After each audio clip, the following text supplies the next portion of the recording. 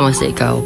I am now refreshing up para sa kanya speakership this afternoon. You know what? I'm much very lucky kay man laka-lataw ginatawaan ka tsansa nga maging source ka insights, maging source ka tinaga, kag maging source ka mga bagay-bagay sa palibot. Hanggang yung batang kanakan kag pribilehiyo, maging tawan ako ka tsansa nga magkapatya ako niya microphone to share my wisdoms, to share my learnings, and of course to extend strategies and tips and becoming better leader in the future. Kay man ang ating nasyon, nagakinahanglan din ka epektibo nga leaders, nagakinahanglan din ka maaram nga leaders.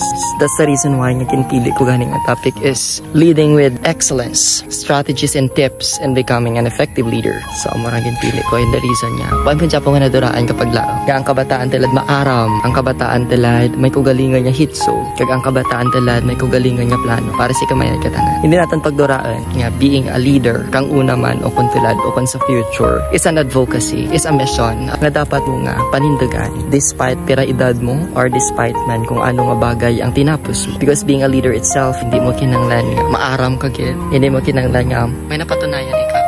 Ang importante sa being a leader is you have a heart and passion in everything you do. May tagipusoon ikaw magserbisyo, kagisto mo, ditang ganyagin pirit ka na. That is the real essence of being a leader. Gani, padayan ako nagkapasalamat sa ginbugay mga kaaram, kapisan, kay mga manaming nga tinaga, ngayon mo ginbugay. With love, Sir Ronnie.